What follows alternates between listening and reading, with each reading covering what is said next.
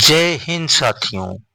आज आप सुनेंगे प्रेमचंद की कहानी ठाकुर का कुआं। जोखू ने लोटा मुंह से लगाया तो पानी में सख्त बदबू आई।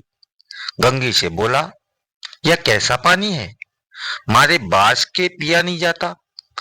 गला सूखा जा रहा है और तू सड़ा पानी पिलाई देती है।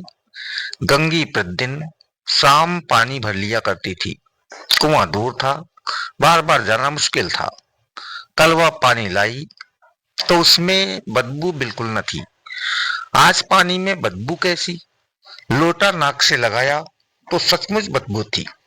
जरूर कोई जानवर कुएं में गिरकर मर गया होगा, मगर दूसरा पानी आवे कहां से? ठाकुर के कुएं पर जाने कौन चढ़ने देगा? दूर से लोग डांट कर भगा देंगे। साहू का कुआं गांव के उस सिरे पर है, परंतु वहां भी कौन पानी भरने देगा? कोई तीसरा कुआं गांव में है नहीं। जोखू कई दिन से बीमार है। कुछ देर तक तो प्यास रोके चुप पड़ा रहा, फिर बोला, अब तो मारे प्यास के रहा नहीं जाता। ला, थोड़ा पानी नाक बंद करके पी लूं। गंगी ने पानी न दिया। खराब पानी से बीमारी बढ़ जाएगी, इतना जानती थी, परंतु यह न जानती थी कि पानी को उबाल देने से उसकी खराबी जाती रहती है। बोली, यह पानी कैसे पियोगे? न जाने कौन जानवर मरा है। कुएं से मैं दूसरा पानी ला देती हूँ। जोखू ने आश्चर्य से उसकी ओर देखा। पानी कहाँ से लाएगी? ठाकुर और साहू के दो कुएं तो क्या हैं? क्या एक लोटा पानी न भरने देंगे? हाथ पांव तुड़वा जाएगी और कुछ न होगा। बैठ चुपके से। ब्रह्मा देवता आशीर्वाद देंगे। ठाकुर लाठी मारेंगे। साहू जी एक के 5 लेंगे। गरीबों का दर्द कौन समझता है? हम तो मर भी जाते हैं तो कोई द्वार पर झांकने नहीं आता। कंधा देना तो बड़ी बात है, ऐसे लोग कुएं से पानी भरने देंगे? इन शब्दों में कड़वा सत्य था। गंगी क्या जवाब देती, किंतु उसने वह बदबूदार पानी पीने को न दिया। रात के 9 बजे थे। थके मादे मजदूर तो सो चुके थे। ठाकुर के दरवाजे पर 10-5 बेफिक्रे जमा थे। मैदानी बहादुर का तो अब जमाना नहीं रहा, न मौका। कानूनी बहादुरी की बातें हो रही थी। कितनी होशियारी से ठाकुर ने थानेदार को एक खास मुकदमे में रिश्वत दी और साफ निकल गए, किंतु अक्लमंदी से एक मार्के के मुकदमे की नकल निकलवा लाए। नाजिर और मोहतमिम सभी कहते थे, नकल नहीं मिल सकती। कोई 50 मांगता, कोई 100।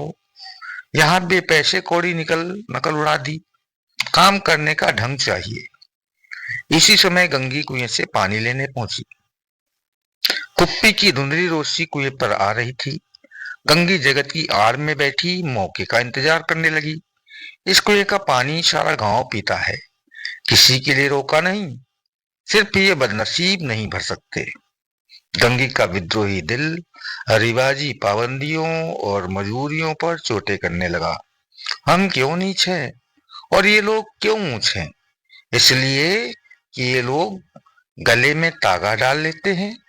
यहाँ तो जितने हैं एक से एक छटे हुए हैं।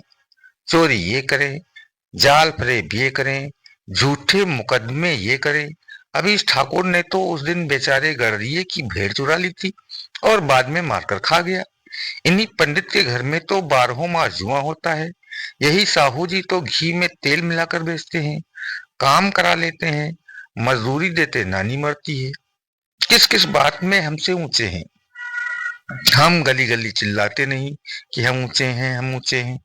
कभी गांव में आ जाती हूँ तो रस भरी आंख से देखने लगते हैं, जैसे सबकी छाती पर सांप लौटने लगता है।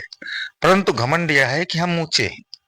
कुएं पर किसी के आने की आहट हुई तो गंगी की छाती धक धक करने लगी।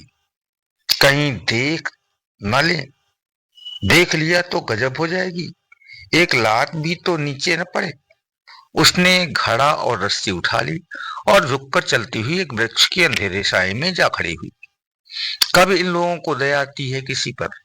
बेचारे महंगू को तो इतना मारा कि महीनों लहू थूकता रहा। इसीलिए तो कि उसने बेगार न दी थी। पर ये लोग ऊंचे क्यों बनते हैं? कुएं पर स्त्रियां पानी भरने आई हैं। इनमें बात हो रही थी। खाना खाने चले और हुक्म हुआ, ताजा पानी भर लाओ। घड़े के लिए पैसे नहीं है। हम लोगों को आराम से बैठे देखकर जैसे मर्दों को जलन होती है। हाँ, यह तो न हुआ कि कलशिया उठाकर भर लाते।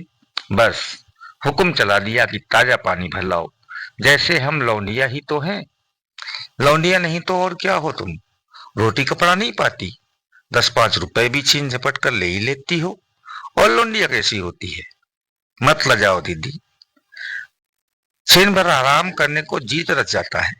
इतना काम किसी दूसरे घर पर करती तो इससे कहीं आराम से रहती। ऊपर से वह एहसान मानता, यहाँ काम करते करते मर जाओ। पर किसी का मुंह ही सीधा नहीं होता। दोनों पानी भरकर चली गई तो गंगी वृक्ष की छाया से निकली और कुएं के जगत के पास आई। वे फिर के चले गए थे। ठाकुर का दरवाजा भी अंदर से बंद हो गया था। गंगी ने क्षणिक सुख की सांस ली। किसी तरह मैदान तो साफ हुआ। अमृत चुरा लाने के लिए जो राजकुमार किसी जमाने में गया था, वह भी शायद इतनी सावधानी के साथ और समझ बूझकर न गया हो। गंगी दबे पांव कुएं की जगत पर चढ़ी। विजय का ऐसा अनुभव हुआ जैसा उसने पहले कभी महसूस न किया था। उसने रस्सी का फंदा घड़े में डाला, दाएं बाएं चौकन्नी दृश्य देखा, जैसे कोई सिपाही रात को शत्रु के किले में सुराग कर रहा हो। अगर इस समय वह पकड़ ली गई तो फिर उसके लिए माफी या रियायत की रत्ती भर उम्मीद नहीं। अंत में देवताओं को याद करके उसने कलेजा मजबूत किया और घड़ा कुएं में डाल दिया। घड़े में पानी भरने लगा। बहुत ही आहिस्ता, जरा भी आवाज न हुई। गंगी ने 2-4 हाथ जल्दी जल्दी मारे। घड़ा कुएं के मुंह तक आ पहुंचा। कोई बड़ा शहजोर पहलवान भी इतनी तेजी से न खींच सकता था। गंगी झुकी कि घड़े को पकड़कर जगत पर रखे कि एकाएक ठाकुर साहब का दरवाजा खुल गया। शेर का मुंह इससे अधिक भयानक न होगा। गंगी के हाथ से रस्सी छूट गई। रस्सी के साथ घड़ा धड़ाम से पानी में गिरा और कई क्षण तक पानी में हिलकोरे और उसकी आवाजें सुनाई देती रहीं। ठाकुर बोला, कौन है, कौन है? ऐसा पुकारते हुए कुएं की तरफ वो आने लगा। गंगी जगत से कूदकर भागी जा रही थी।